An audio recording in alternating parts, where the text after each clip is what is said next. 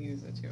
Okay, Oh, so okay. hello everyone. We are recording this. I'm going to quickly do a screen share so that we can have you watch what's happening. I have to stand right here. Yeah, then you have See to, me? you have like We'll be a space that you have to stay within. Yeah, but stay in the. Stay in the box. In the box. Stay in the Right. And then we're going to go to present mode. Miss America, stand on the X. And then Then I am you ready. can move Sure. this anywhere you want, if you want it up there. That's fine. And then you'll just, use the arrows to adjust Oh, where the you're arrows going. where we're going Yep. to the So, next slide. mm-hmm. Get to 0. Okay, Yes, you would just go like that. perfect. So feel free to introduce yourselves and That's have at Janet. it. Hi, everyone. Thanks for coming. We are Gabe and Janet Ruffalo.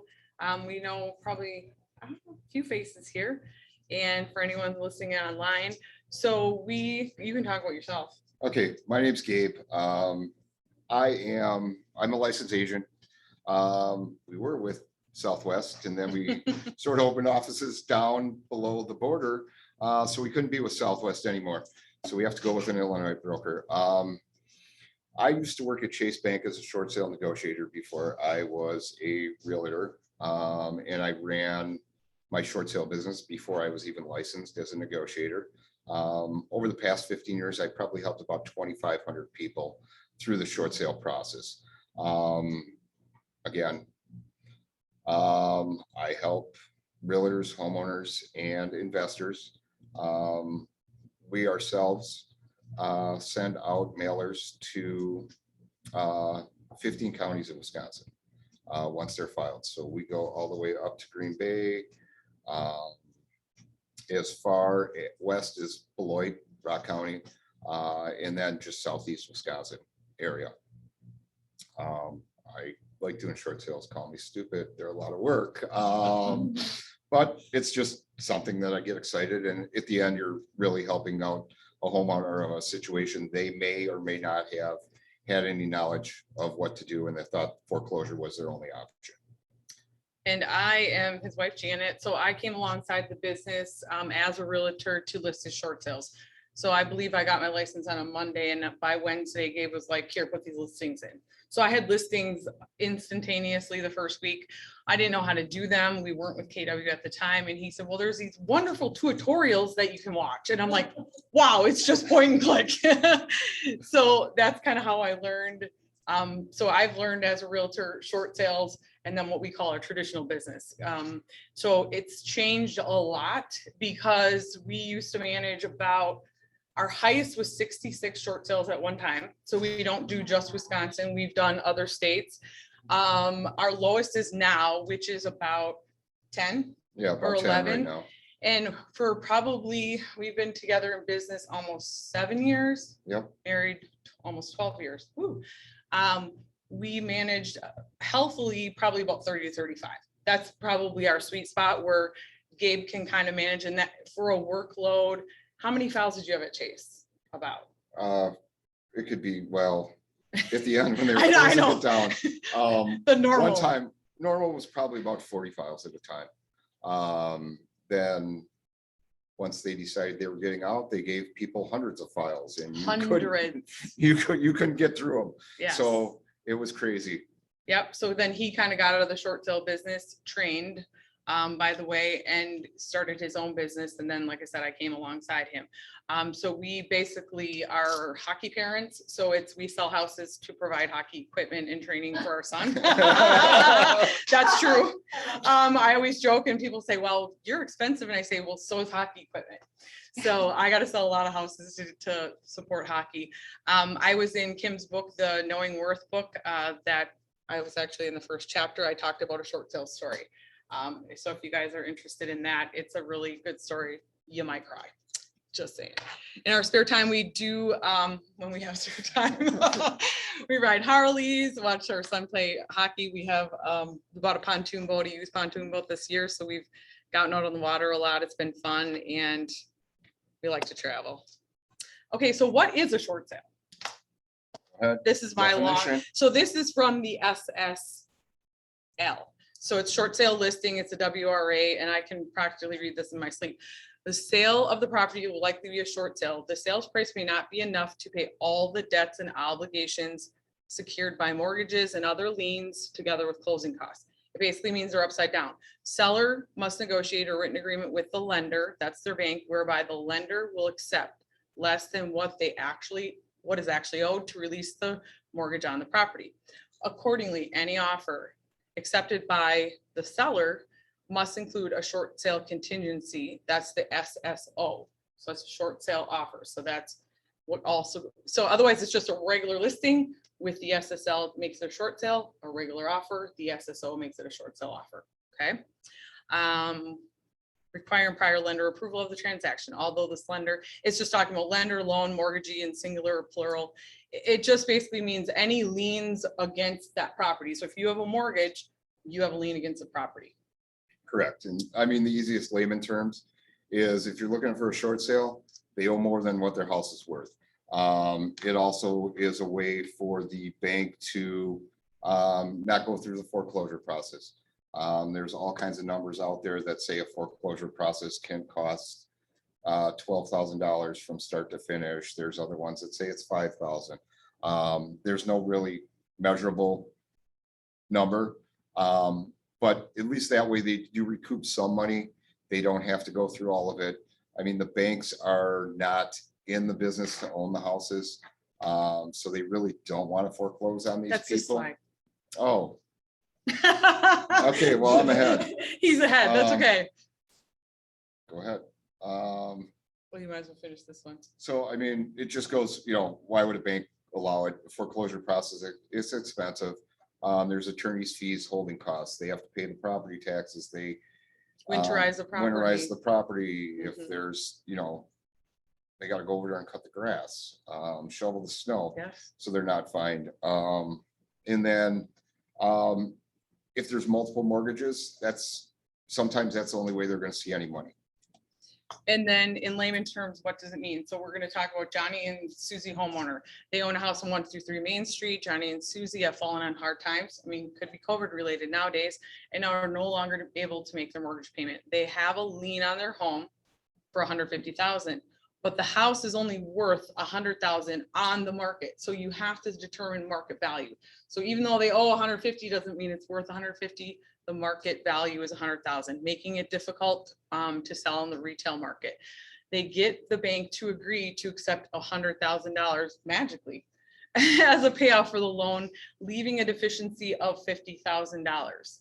So what happens then? When negotiating a short sale, we negotiate a deficiency waiver, which means that the bank forgives the difference between what is owed to the lender and what the house is sold for. So that's a very good deal, so to speak, for someone that's behind on their mortgage. They get forgiven that loan deficiency. Question. Yes. I know for a time they were not requiring people to pay an income tax on that amount. Do you know what the status of that is with our government? You would insurance? have to consult a tax professional Okay. because they're going to send you out a 1099. They could. They're always going to send you out a 1099. There's two boxes on that 1099.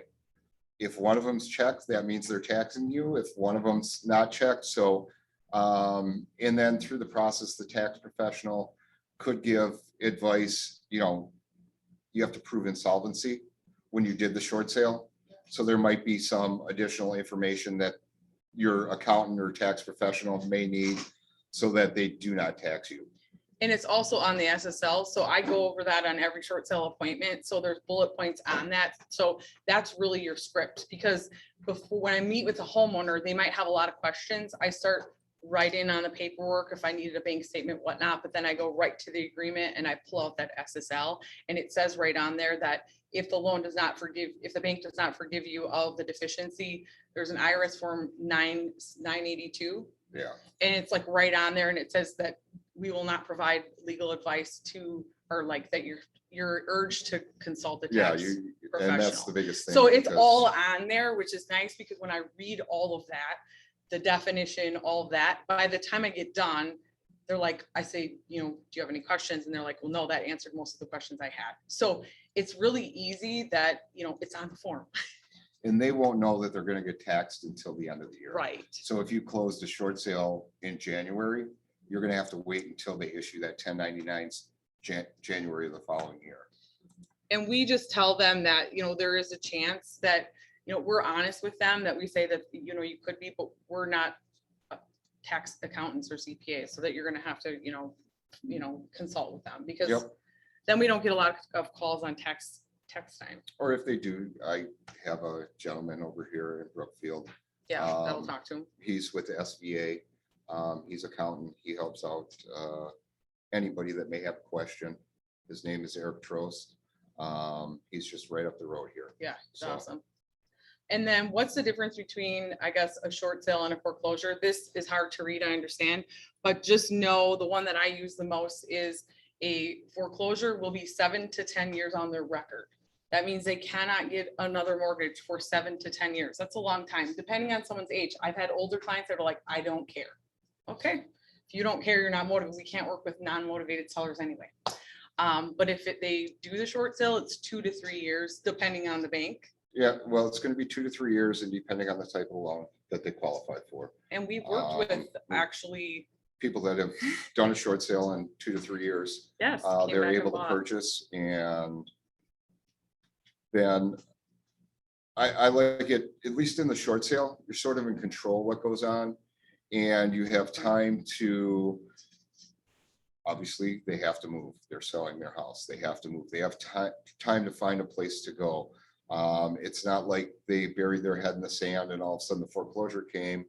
Now, with the foreclosure, they have 30 days, they gotta vacate the property, otherwise the sheriff's gonna show up and throw them out.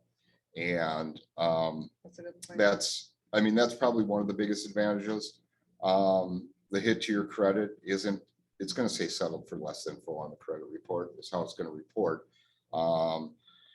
And you sort of take control of the situation, you sort of take some responsibility. You're saying, hey, I can't pay you back the full amount that I signed for when I signed that note in the mortgage. I'm doing my best to try to pay you what I can Right. based upon what my property's worth in the market the way it is today. Right. It's sort of a good faith kind of thing, and just, I believe, the right thing to do. Right. Because back when 2006, 2007, you had a bunch of investors. They bought these properties.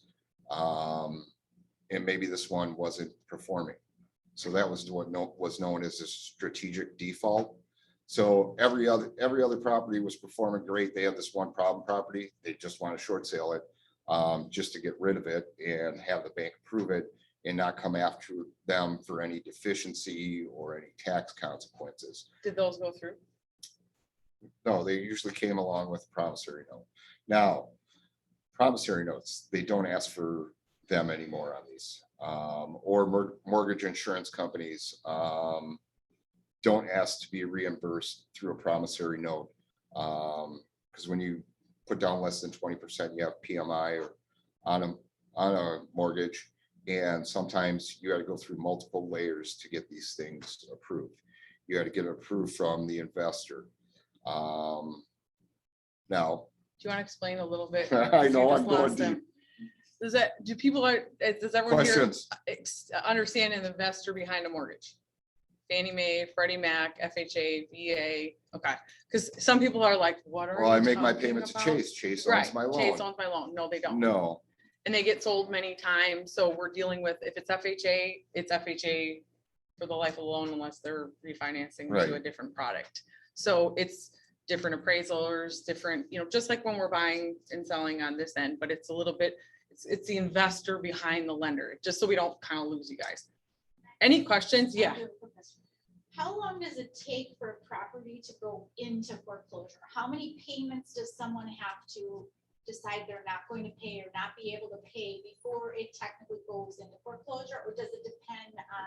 it depends on the lender and when they file, but I mean, the soonest that you probably see it is probably 90 days, which would be a small local bank where they file, they miss the 3 payments and then they file. Back in the heyday, with the way the major banks were backed up, people could go years.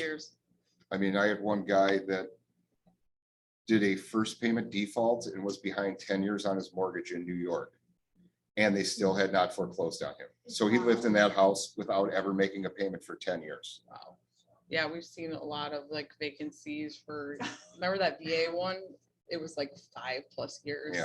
It was really bad. I took down my sign and we found like needles and like, I don't know, like empty liquor bottles. And I was like afraid to go in there. It looked like someone was squatting in Squatters. there. I mean, we've seen a lot of things. Well, I do. Who goes in the houses? Jana, I just sit behind the desk Yeah, and call banks all day. I'm like the brave one, you know, like the smells and everything. I mean, I've been in some really nasty properties. It's You know, both occupied and vacant. Okay, moving on. So let's just say like Gabe was talking strategic, you have to have a good reason that you stop paying your mortgage. And the seller, if you guys ever meet them, will tell you. Like they just feel maybe embarrassed and ashamed, or there's other people that are like, how can someone not pay their mortgage? Like, I don't get it.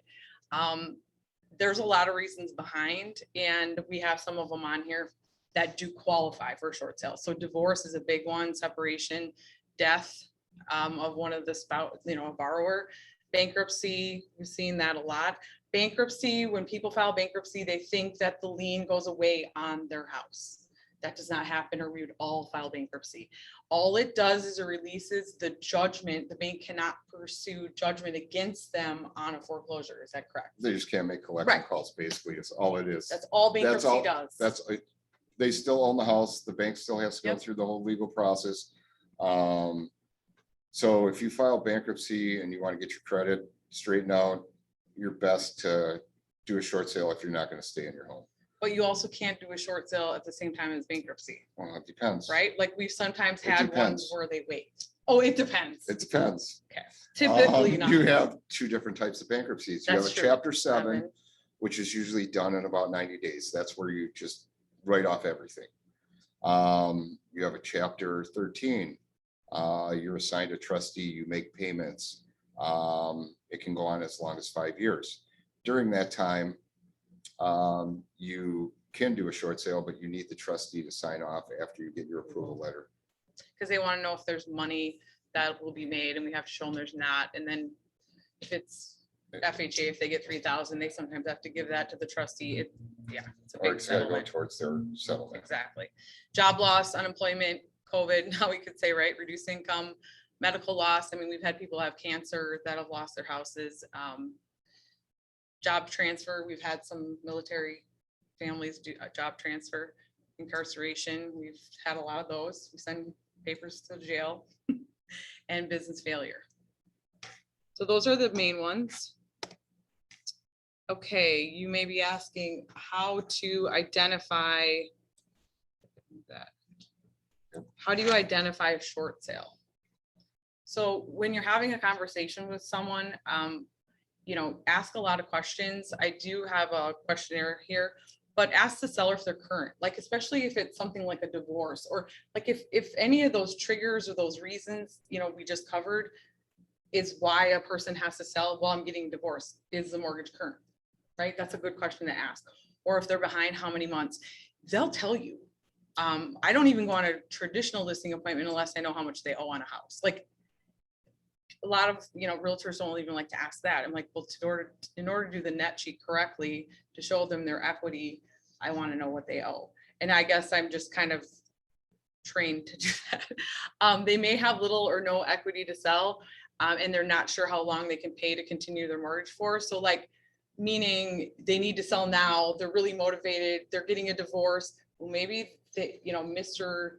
Seller left and Mrs. Seller's there with her kids, and he's supposed to pay the mortgage. I mean, sometimes people only have so much money. Their equity, maybe they have $10,000. Maybe that'll be gone if they're continuing not to make their payment. A Liz pendants has been filed. Do you want to explain that? Okay, list pendants. In the state of Wisconsin, if you look up on CCAP, you can look up anybody in the state of Wisconsin that's list pendants is the beginning of the foreclosure. It's just stating that we are initiating a legal process to start the foreclosure process. I can go into that for I can run through Yes. the whole thing. Call us, I'm we'll not help gonna- I'm not you. gonna We go can into show that. you how, but I mean, So, just call us if you need If you help. look up, I'll give you the code. It's 30404. If you look up on CCAP and you want to look at case number, it's 30404. And you can go in there and you can find anybody in any county Yep. that's been filed a foreclosure. Usually you have to go back, because back in the day with CCAP, you can only get so many records. So you might have to put a date parameter in there to look for them. But a case number with CV is also foreclosure. Yeah. Okay. Or if you know the person's name or something, you can look them up by name as well, and see what's against them. And then they might state they're upside down on their mortgage. I mean, it's not very common nowadays, but it could be. They tell you the bank's taking back their house. The lender says they can't do a short sale They and can do a short they sale. can do a short sale and they need to find a realtor. So we've had homeowners try to do a short sale on their own. And then the bank says you have to have a realtor because you have to have a listing contract. You have to have it on the MLS by most of the banks. It's rare that you don't. They want an offer to purchase. The bank wants all these legal documents. They just don't let somebody just sell their house and say, I want to do a short sale. They may have tried loan modification, or they've tried to refinance and they've been denied. I mean, back in the day, you had people that would jump from a short sale to loan modification because they figured out how to work the system. But I mean, if you've been denied for a loan modification multiple times, it's like applying for a credit card 10 times and thinking the 10th time it's going to work, even though you have a 500 credit score and somebody's going to allow you credit. So that's one of the selling points that I use. And some lenders make them be denied for a loan modification Correct. before they can be opened up for a short sale. So you've got the lenders that have had to kind of make up these rules of this board game since, you know, the crash, and they can change the rules whenever they want, really, and they do. Short sale question. So here's the questionnaire, and I can get you guys copies of this, no problem. So like we all do script practicing, when I hear some of these terms, I still use this form. If an investor gives me a short sale, meaning they're doing marketing, they talk to the seller, and then they're gonna hook them up with the short sale specialist, which is us, that I have them fill out this form. It's very basic information, but it helps us to get the right information because, for example, water, how much are they behind? Does anyone know why I'd ask about the water? Because you get stuck with it. Yeah. So water in the state of Wisconsin is a lien that follows the property. If you ever notice on water bills, it says, it usually doesn't even have a name, it just has the property address. So if they're behind on their mortgage, guesses are they're probably behind on their mortgage, their water. So I always ask them if their water's current, and sometimes it is, and if it gets really Oh, old, yeah. it'll roll the taxes, and then the bank will pay the taxes, and they'll pay the water. So sometimes there's little tips and tricks, Yeah, but we've even had people say, oh, I just let it roll the whole year and then it gets paid Yes. by the bank at the end of the year. Yes. So they don't even care about it. But if So, we close in Yeah. April and they owe $400, like we've got a whole disclosure form that says like the buyer will pay or will negotiate. We've paid umpteen water Yeah. bills and liens. That's a whole nother story. But it's just asking basic information, their name, their email address. Do they want to sell or keep the home? That's an important question. Because if they want to keep it, they need to go that loan modification route. And we really aren't equipped to handle that. We're realtors. We work with people that want to sell their home. But it's a basic question because a lot of times you're talking through all this. How about this one? Has it been listed with a realtor? It's on here somewhere. Do you know how many times I've talked to someone for 20 minutes and all of a sudden they say, oh, my realtor. And I'm like, what? They have a realtor? So I asked that question, is it listed with a realtor?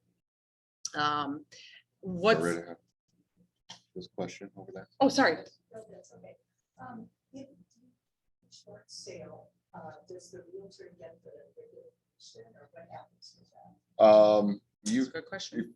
if you do a short sale, you can't get commission. Sometimes if you have both sides, they will reduce that commission to a 4 or 5% if you do have both sides, if you have buyer and seller. But according to Fannie Mae and Freddie Mac, they'll pay 6%.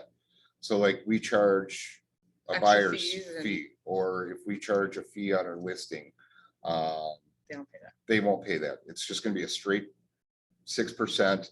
However it's split, doesn't matter. You could have 4, the other agent could have 2. I We mean, don't do it like that. we don't but do it. We just do follow what the MLS is. But I mean, if you were negotiating, Is that something new? what? 6%?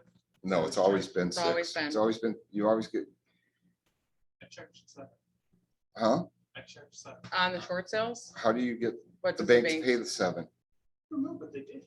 Oh, It's was it- happened- Was it a smaller bank or was it a large bank? One was one was Wells. Okay, well, that's and great. One was. I forgot what the service company was. Like SPS or SLS or one of those. Face servicing. Oh, Okay. home care. Well, we could try, but a lot could of try, times they will, but- when they do that approval letter, they're gonna line item everything that they're gonna allow to be paid. Yeah. And maybe typically it was- they'll cut it maybe because got we gotta lucky. watch it. Maybe it was just Yeah. an oversight on the negotiator's part. and they Because put we've it got in. them even to pay water like a couple times, like Yeah, it's rare, Yeah. if you include. but them, we try. Sometimes it's like, it That's doesn't why I hurt charged to 7, because I try. know Yeah, that Yeah. I'm gonna end up paying for water or clean outs or. yeah, Yeah, typically they won't. And then on here, like it's asking, for their first, who's their lender number 1, lender number 2? Because if you don't ask lender number 2, they usually just don't tell you. And then you pull title and you're like, holy crap, they have a lot of stuff. What are a couple things that you can't negotiate? tax liens, Yep, child support. yep. So if they have that, like, what happens then? Well, you can negotiate tax liens, I'm sorry. Gabe They can just suck. negotiate anything. We've dealt with the Child IRS support. during COVID. Child support, no. No, you cannot do that. So they have to like pay it. Yeah, So, I mean, there are some things that the government won't work with the government, I think, or something like that. It's kind of interesting. Janet, you Yeah. mentioned they have a second mortgage. What are the rules on how the money gets chopped up? Gabe knows all Um, this. Who's on first base? Who's on second? Usually they'll get 6, they'll pay up to 6% on a conventional loan, Second. on a second for Fannie or Freddie. If it's a FHA, you can get up to 3,000. So what'll happen is he'll negotiate with the first, and then we have to get third-party authorization from the second. And then he has to figure out what the first, like, what's the house worth, first of all? Let's just say $100,000. They let it go for, well, it's 150 they owe, They let it go for 100,000. 100. Then you'll and get Then they owe another 10 whatever on it a is. second, and then you just have it 6, so it will reduce the net. And sometimes we'll start at like 10%. Sometimes they'll owe 80 on the second and plus 150 on the first. And you're like, holy crap. And the common question that we get is, what percentage does the bank like forgive? There isn't a percentage. So remember back to the market value. The market value is what the market value is. We can't change that as real estate agents. We can only determine that value. Now, 3 things are going to determine the market value. I always say location, condition, and then comps. Sold comps. And condition's a big one with these short sales because a lot of times they are distressed. But back to, I mean, there's no like equation that it will say, oh, well, if they owe 250, then they'll let it go. There's nothing like that. We've seen loan forgiveness, that one that was like over $115,000. I mean, I know I've seen that one. Northwest side Milwaukee. Huge, like it was a rental property. The tenants left it trash. There was ceilings. Of course, I was in that one.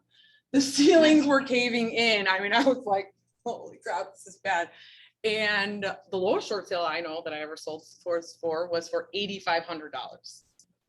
$8,500. It was boarded up. And when they say boarded up, I never really thought of what that meant. It's literally, there's no light. And there was like splotches of like colorful, looked like tie-dye all over the walls. I think that was probably mold. I had like a scarf on and I remember it was like winter and it looked like it was nasty, but $8,500. I tell you guys lots of stories. We're asking about bankruptcy. Again, Gabe explained the difference between chapter 7 and chapter 13. There's different paperwork that's needed for the bankruptcy. Yeah. Is it occupied? Is it not? Sometimes the family's living there, the non-paying tenants living there. Once the tenant gets wind that their rent is not getting paid to the mortgage company, they stop paying the rent lots of times. So lots of different scenarios. Gabe, this is your, Documents required for a what's short needed sale for a short package. sale? For it to be a complete package, we don't have. Yeah, we handouts don't here. have the handouts, We don't but have I handouts can here. get him to. Third-party authorization, that allows you, Yeah, as it the does. agent or me as the negotiator to talk to the bank, on the client's behalf. Hardship letter stating what the reason why they fell behind. Try to make it as detailed as possible.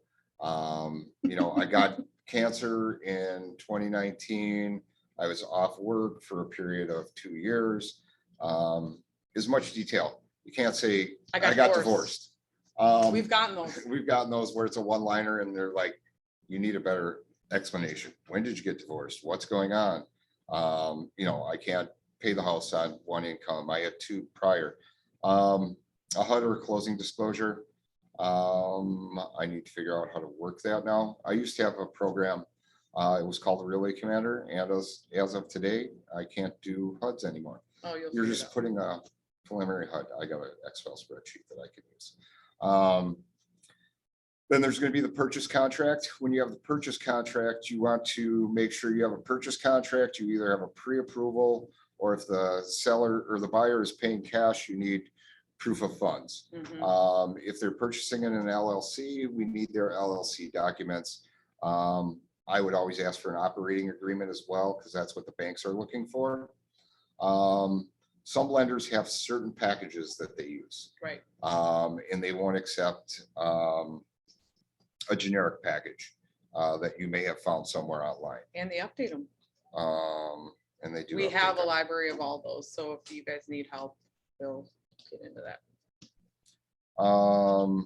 Then they need a financial worksheet stating what all their assets are, what their liabilities are, what their income is, showing why they can't make the mortgage. The way I explain it is like when you applied for a loan, you had to prove that you could pay for this house. Now we need to turn it around and show why you can't afford the house anymore. It's sort of like working a mortgage in reverse is what I tell them. Good. Letters of explanation. That goes like with the pay stubs or the bank statements or the tax returns. If they don't have a job, they're not getting unemployment, I need a letter stating, all my unemployment has run out. I don't receive any pay. I don't receive any government assistance. I have no income.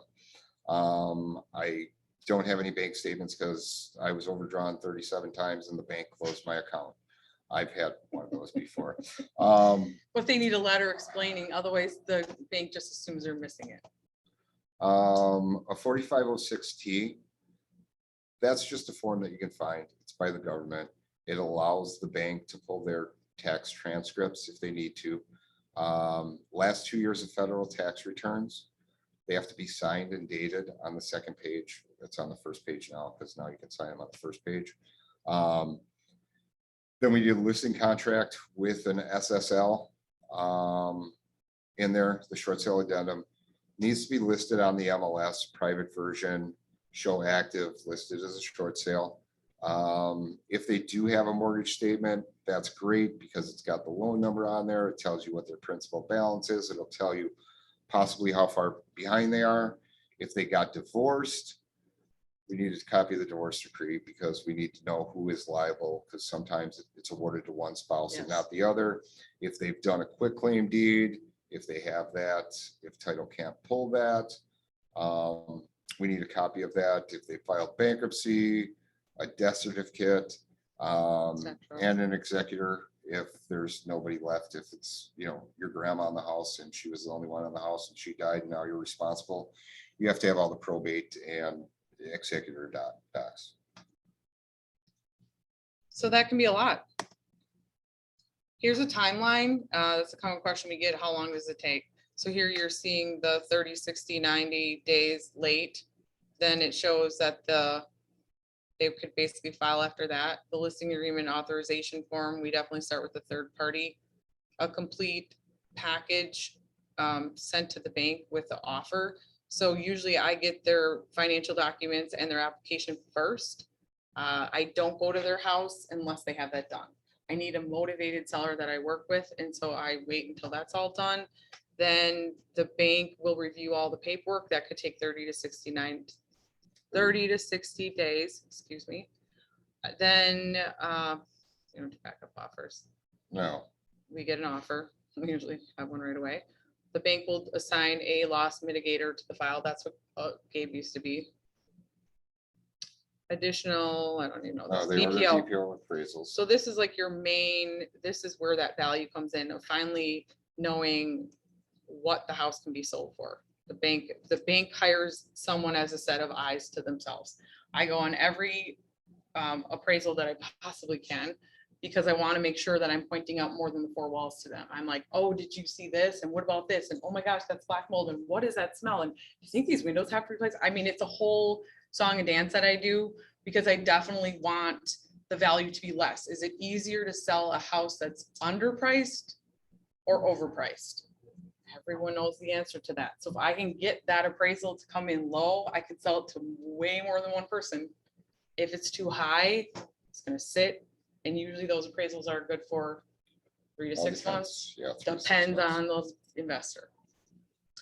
Get that, then if the investor needs any other addendums, then they could get countered, right? So maybe your offer's for 100, the bank comes back at 110, then you have to get an amendment, and then final negotiation and approval by the SAR, the sun, the moon, Yeah. everybody. I think then we finally go to close closing. here, Yeah. done. but there's just a lot. I mean, this isn't, It's gonna vary. this is general. This is sort of an overview of Yeah, what you can expect. I mean, the shortest one I worked was 11 days from start to finish for approval. yep, The longest one was over 2 years. It all depends who you get assigned to at the bank and how willing they are to work with you. So it depends what their process is. So each bank's going to be different. And each bank's going to require different stuff. If you're using a small local bank, they'll say, just get me an offer. And That's then you just awesome. submit an offer, or which how is about the nice. short local bank that's like, we've never done a short sale before, what do you want to get us? Yeah, I'm like, well, we usually get, the third party, this, that. They're like, okay, that's great. Like Yeah. they didn't, it's some local small bank. So, bank, they don't know. go ahead. So getting back to the discussion of the commission. So let's say you go to an appointment, they're divorced, you think that they're upside down because the husband left and he hasn't paid, or maybe he's in jail, whatever situation it is, call us, we can help. We do offer our help to you, either to stay in the transaction as a realtor, so you could still earn your 3.6% as your listing commission.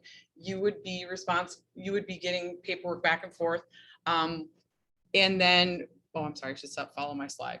We Yeah. will talk with you and your seller to identify their situation and if they qualify for a short sale. So if you think you have a short sale, many times I'll ask you to fill out that information and then I can talk to that seller, because you might not know and you're maybe not comfortable, or we can get on the call together. I mean, there's many different ways we can do it. We can get you the lender specific application and forms needed. Like I said, we've got a library of them. And as we help you, we email you weekly updates as we move through the process. Gabe and or his team is calling these banks every week just to see if they got the paperwork, where they're at. I mean, he keeps things moving. We work together with you as a team. So you are the agent and then we are the specialists that work, short sale specialist. We free up your time from calling the lender, and sometimes you're on hold for what's an average 20 to 40 minutes, easy. Yeah, That's a short one. Easy, Yeah. yes. So, you can be on hold for a long time. It keeps your time doing the things that make you money.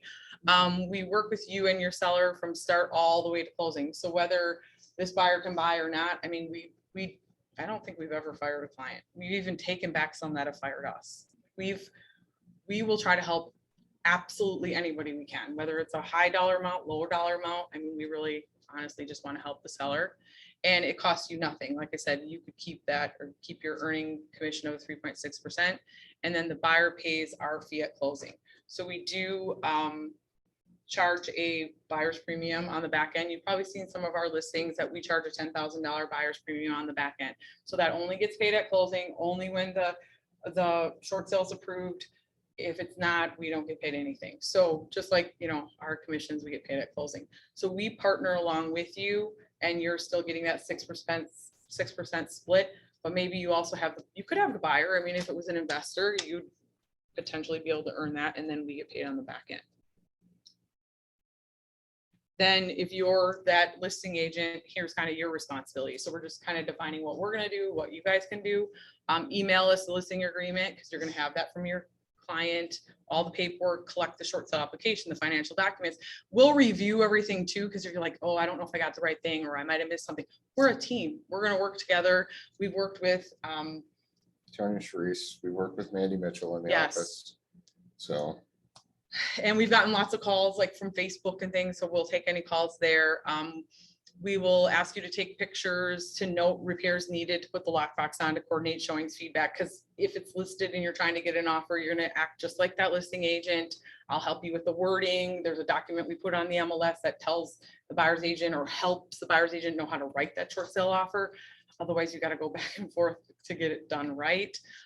You would submit all short sale offers to us for review. Like I said, we'll review.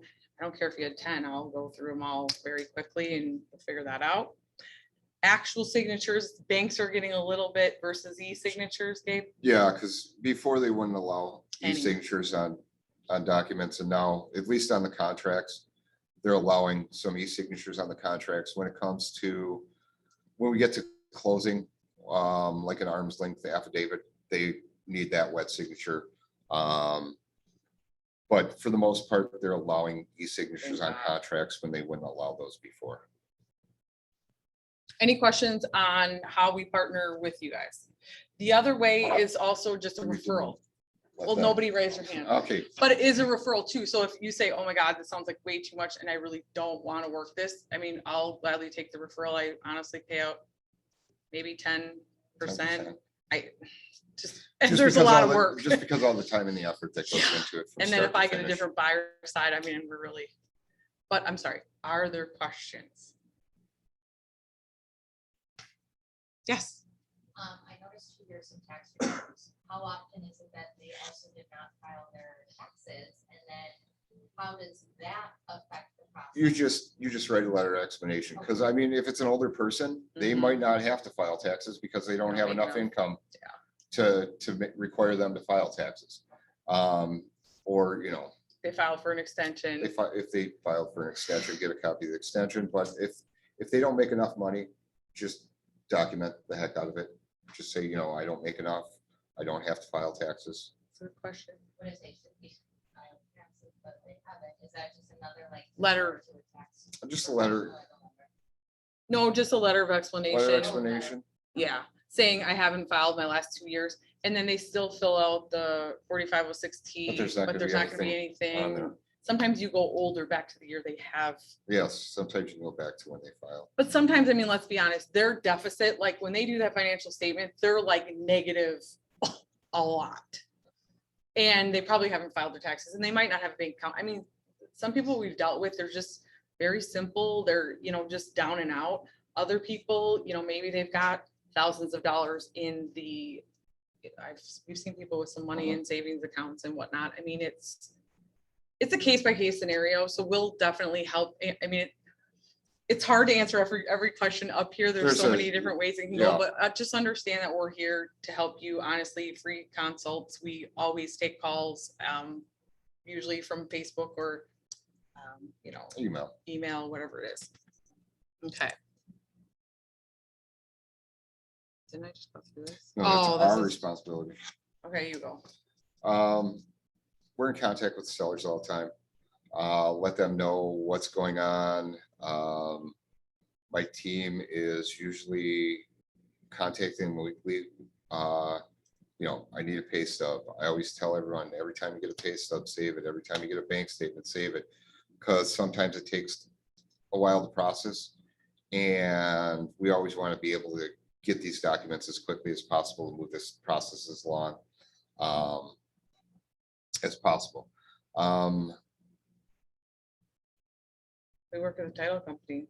Yeah, we'll work with the title company. We'll order the title. For our short sales, we do like to use land title. They know what they're doing on short sales. I've used Jackie Brown over there for years. She has a wealth of knowledge on short sales and she's easy to work with.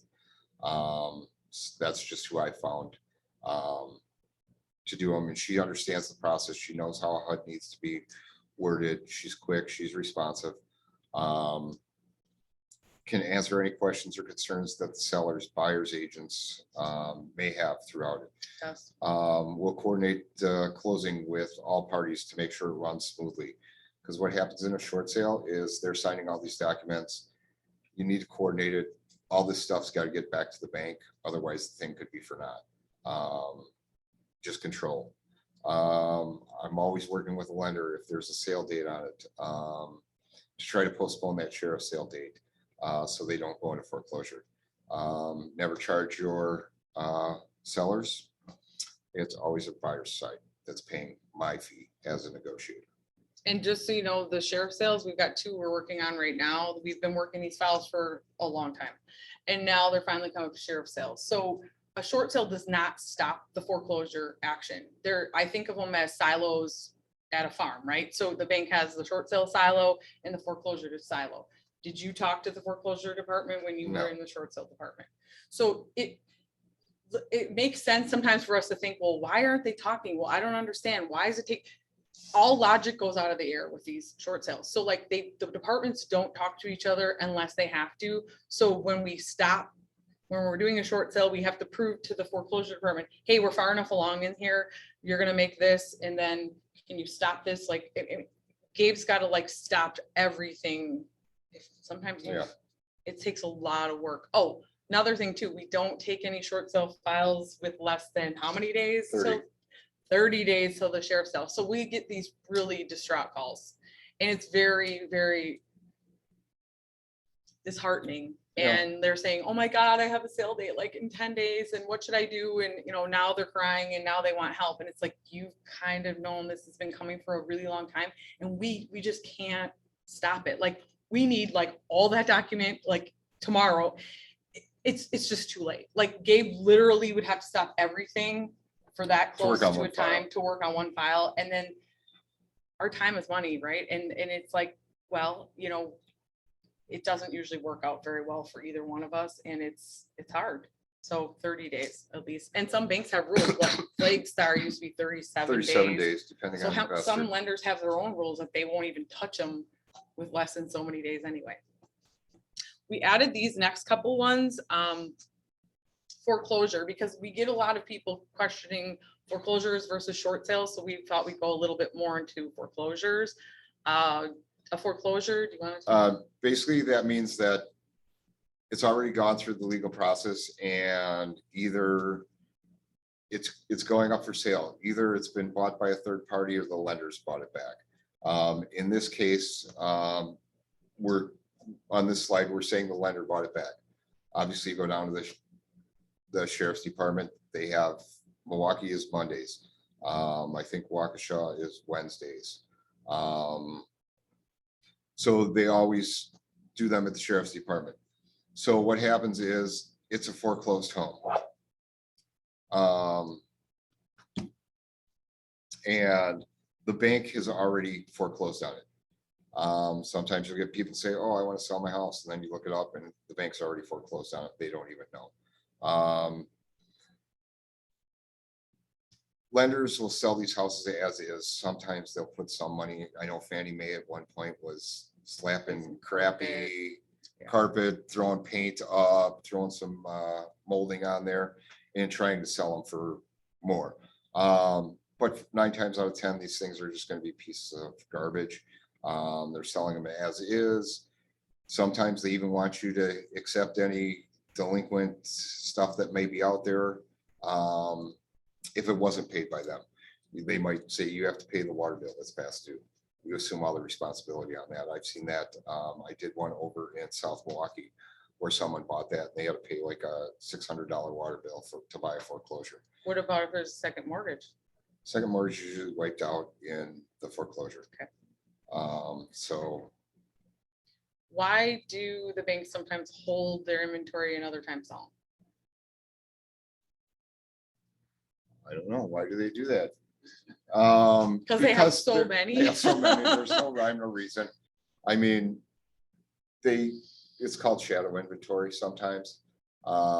They may have foreclosed on the house and, you know, people look on Zillow and they say, oh, I see this house is foreclosed on, and they're asking you, you know, Can I buy it? can I buy it? It's not listed on MLS. No, It's not for you can sale. call the bank will tell you, no, it's not for sale. You know, it's in there somewhere and it's just sitting there. They just haven't released it yet. Yeah, pretty hard. Other times they foreclose on it and they put it up right away to sell. So it doesn't matter. No rhyme or reason. The moratorium. Okay, so it's been in effect since 2020. It is a temporary halt on the continuation of foreclosure proceedings and filings for specific kinds of loans and in certain areas. It's been, it was on all FHA. It's all on government backed loans. It's gonna be Fannie, Freddie, FHA, VA, USDA. Anything that might be a small local bank or a private mortgage company, they do not fall under this pre-foreclosure moratorium and they still can foreclose on. Yes, So like we have Marine Credit Union. Marine Credit Union or any credit union or educators, um, condo associations, HOAs, that's nothing to deal with this. but they're on there. I know, but they're just, we're talking lenders now. Okay. Tri-City National Bank. Yeah. For a bank that's around here as opposed to a credit union. So we used to send out like 75 letters a week and that's 300 a month. Now we're sending, well, we don't, but our girl sends out. We're sending out second letters. We've changed our letter a little bit. I mean, she maybe sends what, 25 a week? Maybe, not many. Not many. So we've got a VA that does all the filings. She does all the filling of the spreadsheet. And then we got someone that literally handwrites the envelopes. We've got a whole system and we've been very consistent and successful because of those letters. And there's just nobody to send them to. So it's just all these private ones. But the moratorium, so President Trump initiated it with the deadline and then he extended it a couple times. I feel like it's like they don't want it on their hands and everything's fine.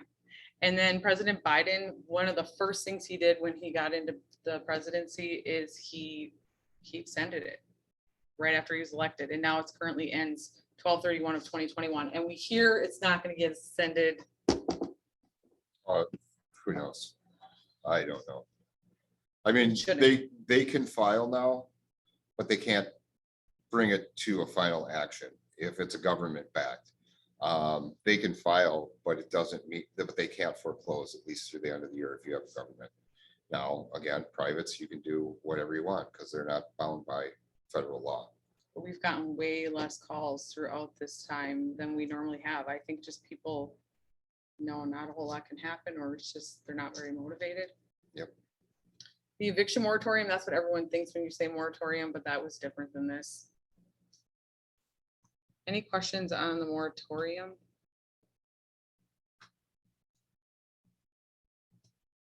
Forbearance. In your opinion, do you think that it's likely that the values have increased as well? I mean, maybe probably not, but for short sales specifically. I have no answer for that. I don't know what the deal is. I mean, here's my thing. This is what I would do if I was a homeowner and I was distressed. My house has been the highest it's been probably about 10 years. I would try to sell my house for the most money that I can. Yeah, it sucks that I have to move to an apartment, but I would do that. But I mean, a lot of these people don't see it that way. They're just holding on. It's my home. It's my home. It's my home. The day's going to come where they're going to have to do something. Otherwise, they're going to lose it. I mean, do I think it's going to be bad as it was in 06 through 2010? No. People do have equity in their homes. So I don't think it's going to be like that. I mean, nowadays, there's so many jobs out there that a person could go get a job. That's a lot different than it was in 08, 09. Yeah. There weren't the jobs out there that these people could do. They were getting laid off. They had no other options to go find another job. There's so many jobs out there right now that employers can't fill. And they keep raising what they're willing to pay these people, but they still can't get people to come in there. We're not gonna go political. But I mean, that's my take on the thing. I don't think it's gonna be as bad. But I also think it'll flood, it'll create more inventory and it's gonna take that sharp seller's edge, that sharp seller's market. We're kind of already seeing it with just the changing of the season, right? It's starting to, it's not crazy.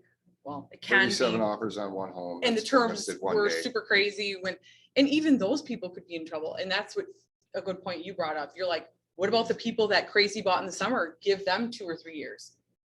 What if something happens, right? It's like a house of cards, because the husband has to work and he has to get so much overtime, and the wife, and then God forbid a child gets sick, someone dies, like anything bad like that, it can happen to anyone.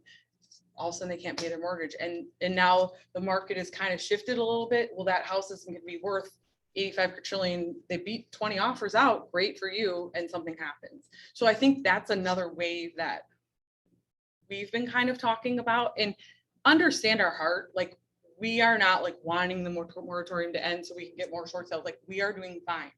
We, Gabe's working with buyers. He's overseeing some short sales. We're still working some other state ones. We're learning our leverage. We're working with VAs. I mean, we are doing good, but it's like, we just want to help someone. So we just know if and when the government decides this, then that, we just want to help that seller, because no one, like, talking to these sellers on the phone, I mean, it's really, I have a lot of compassion for them, and I do feel for them, because no one teaches you how to lose your home, right? And like Gabe said, back to the beginning, it puts them in the driver's seat if they are in hardship times, that we can help them. And as Keller Williams, we go to a lot of these offices. I prefer to go to Keller Williams offices, because you guys, we know our core values, and our heart is good, and we come from contribution. So it's really about the seller. It's really about helping them out of the situation, because if you notice, we're talking all seller side. I've never hardly mentioned buyer side at all. We partner with you and the seller. We partner with the seller's lender. Someone will buy it, right? It's a house. Someone will buy it. A lot of investors, like, people are like, well, those shark investors. And I explain it like this to the seller. They're like, well, I don't want to sell it to one of those shark investors. And I say, listen, I exchange my time for money. They take real money and exchange it for real money. And if they're wrong, they lose real money. Like, that's not a risk I'm willing to take. And then they look at it a little bit differently, because it's like, they're just trying to make a nice home for someone else. And your house will live again, and a new family will move in. And some people that makes them feel better, and some people it doesn't. But that's kind of where the heart is. So like, we're talking about all this, facts and figures and paperwork and not so fun stuff. And it's a very different sale, but we're here to help them. Forbearance on the mortgage. Do you want to take this one? Because I went off on a tangent. Yeah. That's okay. It's okay. You have to say it at some point. Forbearance, that's when COVID hit. Yeah. They offered the forbearance plans. Basically, the forbearance plans are, you don't make a mortgage payment for a certain amount of time. You're not going to be charged late fees. You don't have to worry about your property taxes or anything like that. After that period, they are not forgiving those payments. They're due when your forbearance is up. So if you had a 3-month forbearance, that's 90 days. Your mortgage payment's $1,000. You would owe $3,000 plus your current mortgage payment will be $4,000. These things are going farther and farther out. So, I mean, some of these people, if they haven't paid since the beginning of COVID, they're almost 20 months plus behind. So if you're paying, you could be $20,000 behind right now if you're still in forbearance program. Then what I think is going to happen, but I don't know anything, is they're going to call these people. Then they're going to say, well, I don't have $20,000. I haven't been working. I haven't been doing anything. You can apply for a modification. You don't qualify for a modification. Now you can do a short sale, or you can go to foreclosure, or you can try to sell your house and hopefully you got enough equity in your house and you can sell it. Are probably your options. This one is just that forbearance process. He basically explained that, just saying that the 3 months and it comes due and there it is. This was my slide. It's how many local listings are out there. So on the MLS the other day, I just pulled, there were 26 foreclosures and 12 short sales in Milwaukee, well, you know, in those 5 counties. So that's not a lot at all. I think we don't have 10 that are local, but I have a couple. Yeah. I think, Back in like 2010, wasn't like 10% of all of our listings. Oh, yeah. yeah, it I was a mean, lot. And now was it's like, crazy. so you can search by them, you know, because there's a checkbox that's supposed to be checked.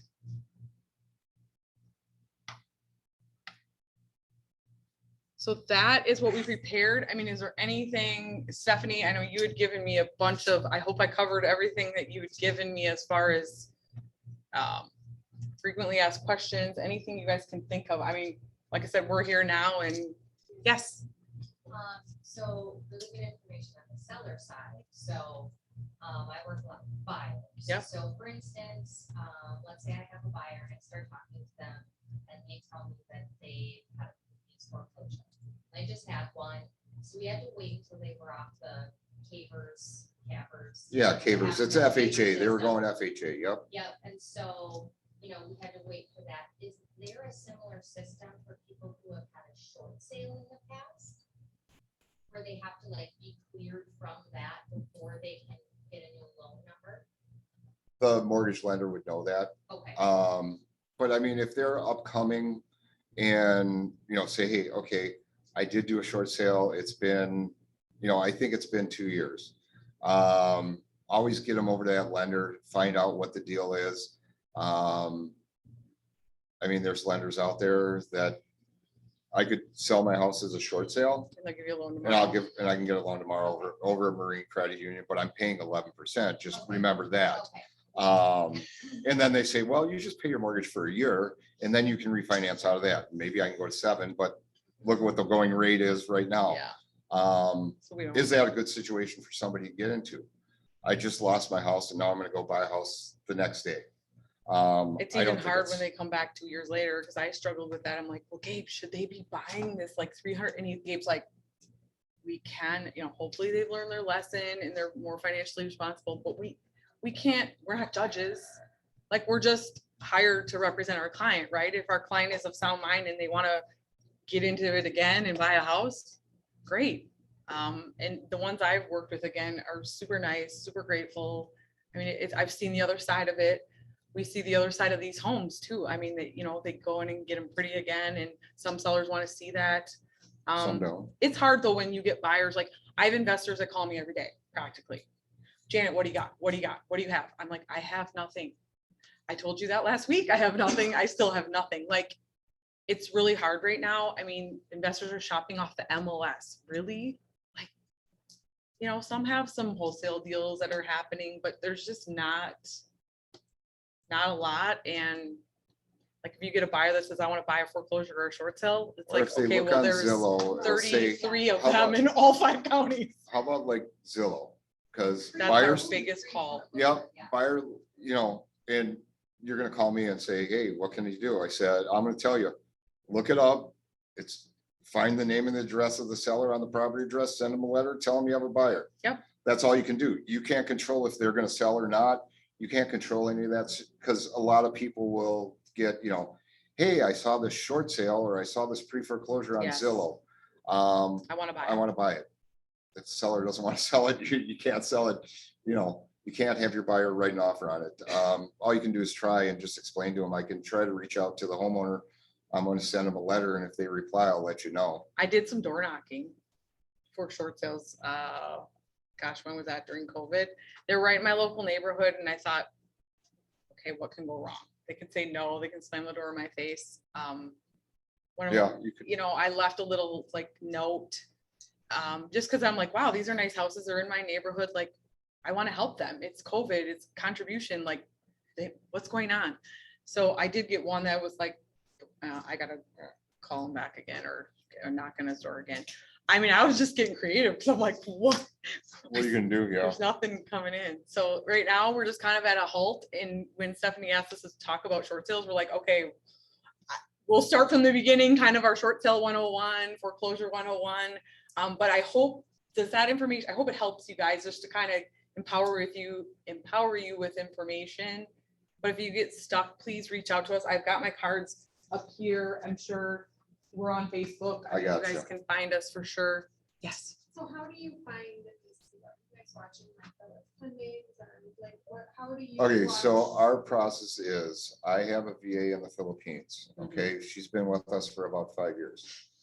She goes into CCAP every single day. She puts down all the filings. Mhm. I get them weekly. So then I have another woman that works at my church. She is writing out the letters. Mhm. Okay, I have a letter, I say, you know, my name's Gabe, I want to buy your house, basically is what it says. Give me a call. Let's discuss foreclosure alternatives, options. So I'm mailing those out. Like Janet said, at one time we were sending 75 to 100. I'm probably A sending week. out a week. So I'm probably sending out 20, maybe 25 a week now, to anybody. It has a Google Voice number. They call my Google Voice. Either I pick it up or Janet picks it up Yeah. and we start talking to them, find out what their situation is. The first question, are you looking to sell your house? You're looking to stay in your house? Say, if you're looking to stay in your house, you need to contact your local bank or your bank, and they'll walk you through that whole process. It's free. If you're looking to sell your house, or, you know, hey, yeah, we already moved. We don't even live in the house anymore. Yeah, we'd be up for a short sale.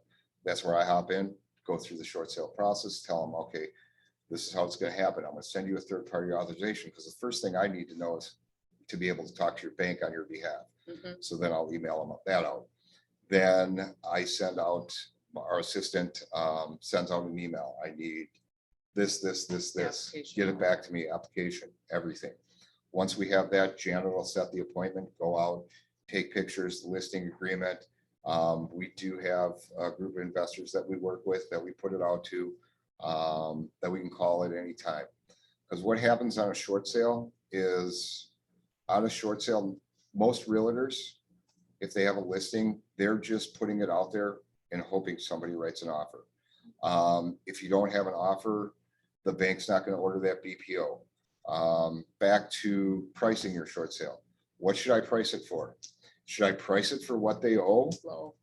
Should I price it for what, you know, what current market rate is? You could do it that. What we do, and I'll be honest with you, we pull comparables. We're pulling whatever short sales were out there, whatever foreclosures were out there. And then we're going in there and then we're taking a formula where, okay, it probably needs about $20,000 just to get it out there. And that's where we're starting our list Low. prices. Right. So we're low. We don't ever know that list price, and we won't ever know that until we get to that point where there's a BPO or an appraisal order, because the bank's going to dictate that price that they will accept for that property.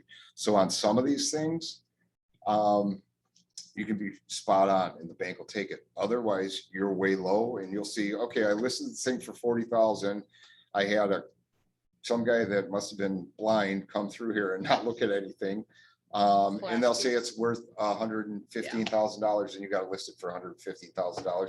And then all your feedback is, it's way overpriced. It's way overpriced. Needs It's way too much work, overpriced. needs too much work. But can I just pause you for a second? You gave me great information. You have a buyer that wants to buy a short sale. Like, that's what we get a question on too. So if you're the buyer's agent and you see the short sale, let's just pretend it's mine or someone else's. There's good questions to ask the listing agent, because like Gabe said, has there been a BPO? Have you gotten, you can question the listing agent. That listing agent that's listing that should know something about the short sale. If they don't, that's really scary. Okay. But she should know, or he is this an approved list price, right? Has the application, like, what bank is it? I've had agents tell me they can't tell me what bank it is. It's public record. Okay. So I can disclose anything public record. I will tell you the name of the bank. I will tell you if they have a first or second. public record. Now, if you ask me how much they owe, I'm sorry, I can't disclose that. But if you get an agent that won't even tell you the name of the bank, go onto the CCAP, it's Wisconsin Court Circuit, but it's abbreviated. WCAA. Yeah. But you can literally plug in, because you can find the tax record on your listing and find the name and the county, and then you just look it up and it'll show if there's a foreclosure. At least you'll be able to see the bank. You can find some information. RPR sometimes even gives you the amount. RPR is a good one that I use, Realtor Property Resource. They'll give you a lot of information about the, sometimes they'll even say delinquent or It'll say that's something, deficient. yeah. It'll say that it's been filed or something. So on the buyer's end, that's so important. And I could probably train a whole session on that, on what questions to ask the listing agent. But if you guys get one, they're so one-off, honestly, call us and say, hey, my buyer, we looked at 3 houses and I really don't want them to write on the short sale and they want to. Now what do I do? Because there's certain questions that I'll have you ask them. How many short sales have you successfully done before? I mean, you're getting your buyers all of their risk, time, effort, energy into this house. It could take 3 to 6 months. It could take longer. Maybe someone lives at home and they're like, this is really the house. It takes the right type of buyer. So if you want, help with those questions to ask, like I said, I don't want to take too much time.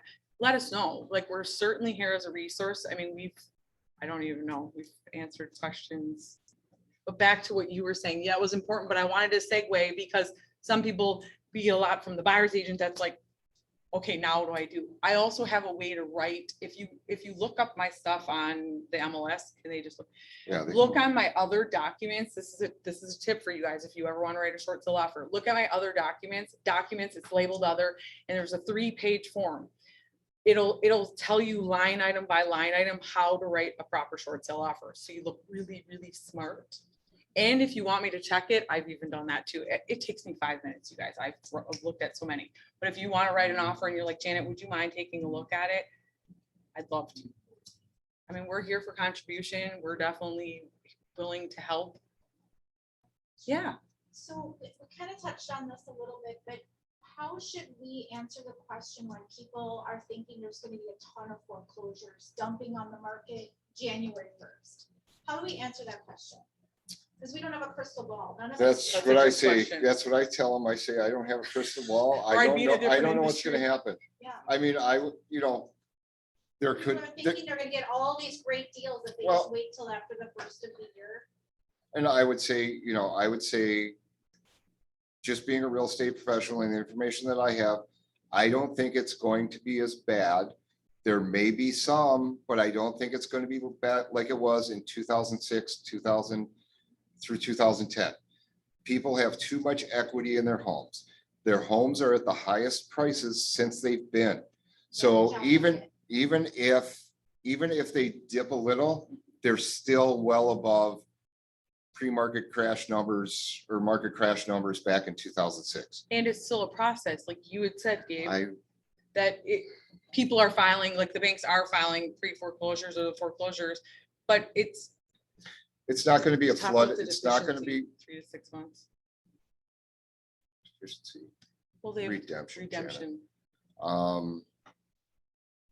lost my thought there. Well, it's still gonna take time. So let's just say the moratorium is lifted and January 1st, someone gets filed on foreclosure. They still have a redemption period. So if they live in the property, they have 6 months to redeem or bring their mortgage current. Back to that example, they owe $20,000. If they paid the $20,000, their mortgage is then current. If it's just an investment property and they don't live there, they have 3 months redemption period. Then they still have to the foreclosure law, there's so much they have to follow that January 2nd is not going to just open up and the gates are going to flood. It's still going to take a lot of time. The process takes time. So we may see our spreadsheet fill again, which I'll go, woohoo, how many more people can we help? But it'll still be a process. Does that help? Because it still takes time.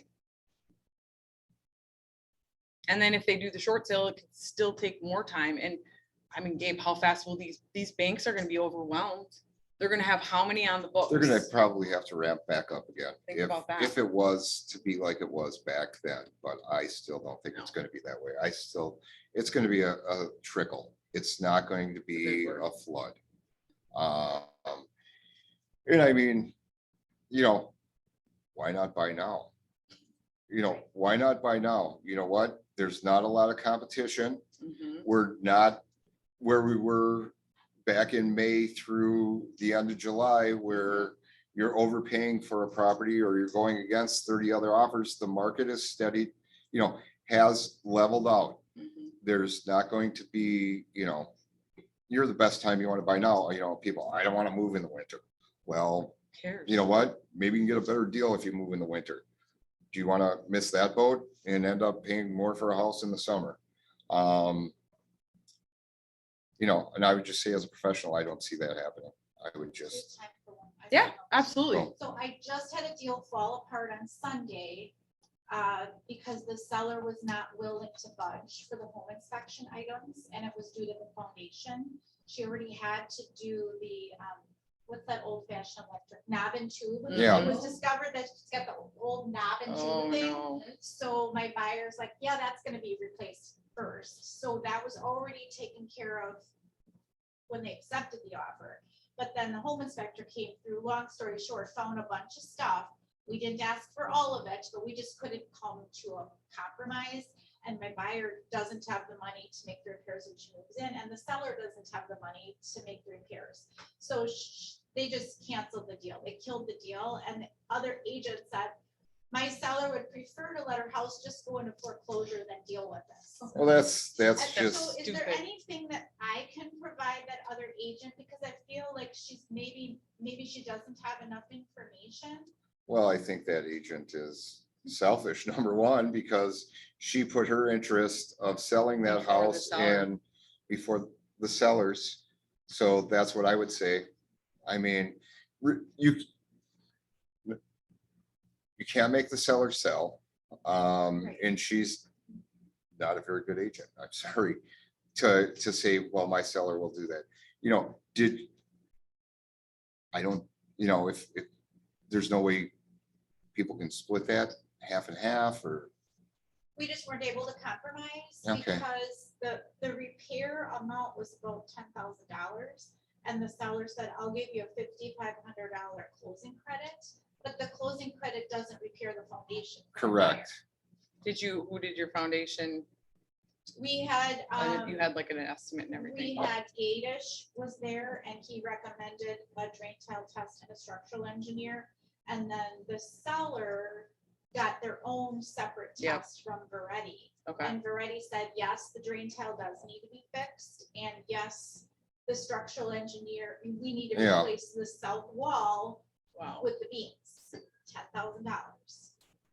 But does the seller have equity that they could take it No. out of, like they She could get paid at We closing? talked about all of Yeah. that. No, It's she dead. doesn't. The Okay. deal's dead. Yeah. Appraisal value. Dead. Sometimes that to pump happens. up, because Barrett or Gadish would do that with $100 Right. deposit. Right. and I just pay told every that closing. agent all of this Right. information. And I'm that's just like your thinking, best if the bet. seller was willing to do 5,500, the buyer has to finance it in. So if we were able to raise your price. Oh, I see. Yeah, And have the buyer not pay it cash, but pay it through their purchase price. Yeah, So if you're buying it for 320, well, buy it for 325. There you go. That would be the There's only your way really 5,000, to get yeah. that situation done. yeah, Because then the seller's literally only paying the $5,500. yeah, And then the buyer's paying maybe like $20 more per month yeah. because they're financing it. That's a good point.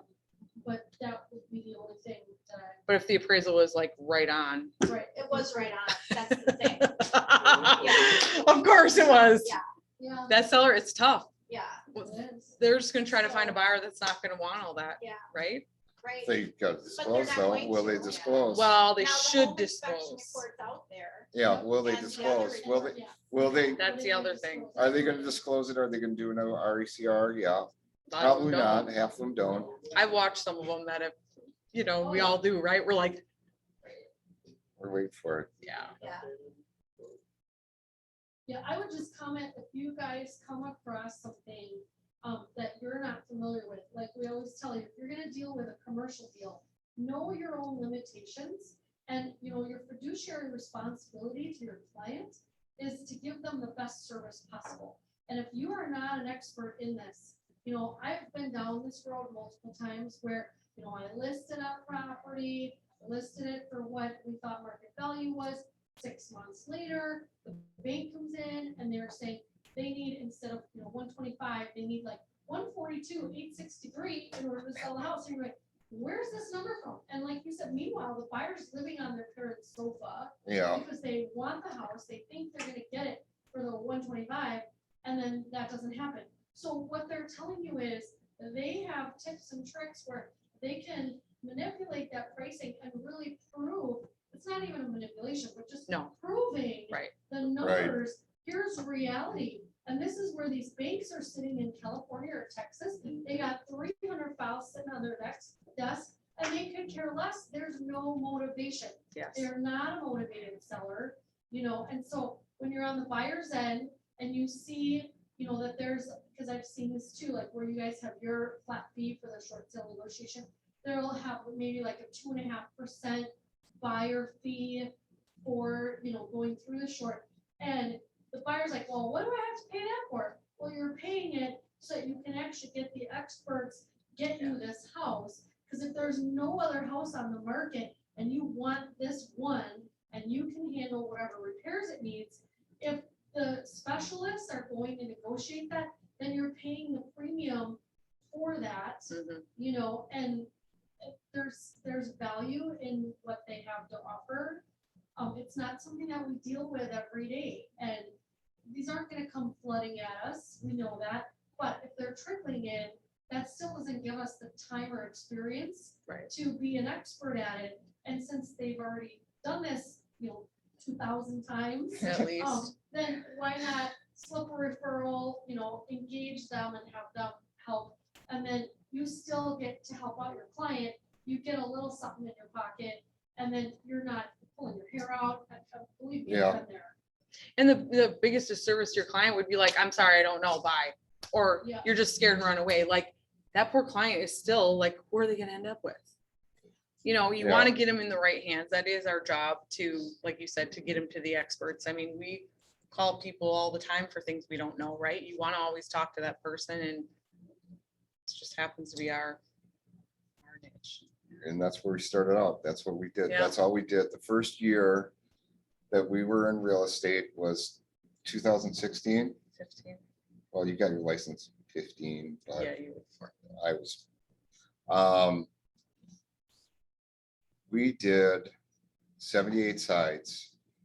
And sales? probably we double popped a lot of them, but out of the 78 sites, my average sales price was $68,000 for a house.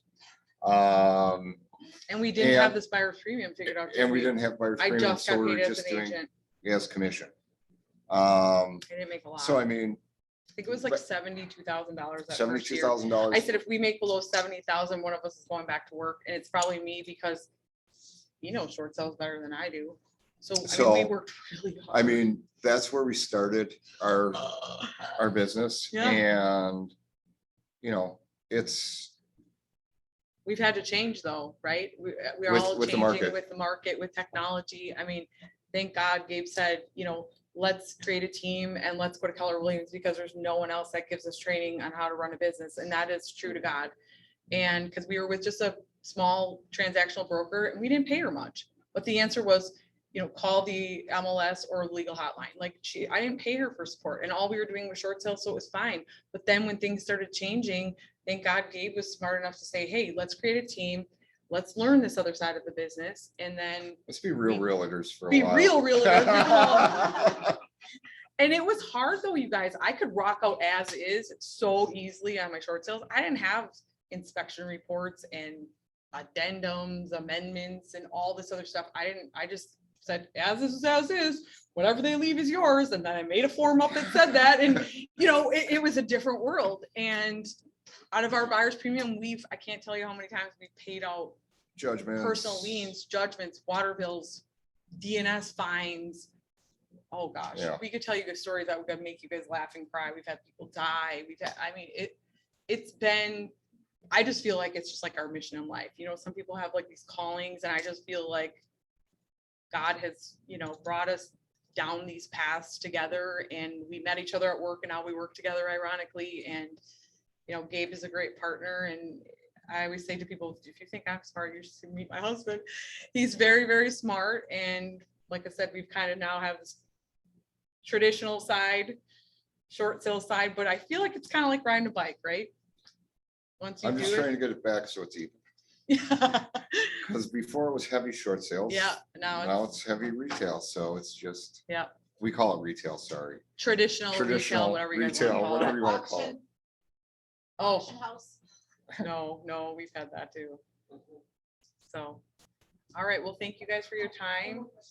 You mentioned you have a lot of investors that are hitting you up for properties. Yes, What if we like have properties that aren't necessarily a short sale or a foreclosure? get them to me, But like please. need the right type of buyer to come Yep. in and say, great. please. How do we work together? Yes, that would be fantastic. I would I love mean, that. I don't anything watch your like that. coming soons. Right. I mean, Yeah. Email them to us. But- Because I have one that like. That would be it's gonna fantastic. Like an investor buyer. and Yeah. Luckily, you know, they have some judgments with the equities there to cover everything, but it's kind of the like, you like that there, good, because it's safe. And I'm working with two major out-of-state investors that are really heavily buying in the Milwaukee and Racine counties. So and they're buying a little bit like West Bend, a little bit outside of that too.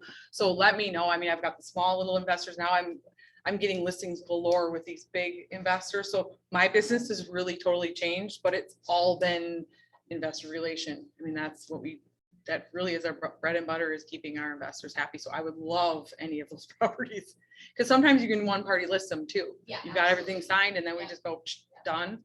So yes, please. Thank you. That's a great ad. Yeah. Yeah, we definitely have those connections. All right. Awesome. Thank you, Sounds guys. good. Thank Thank you. you.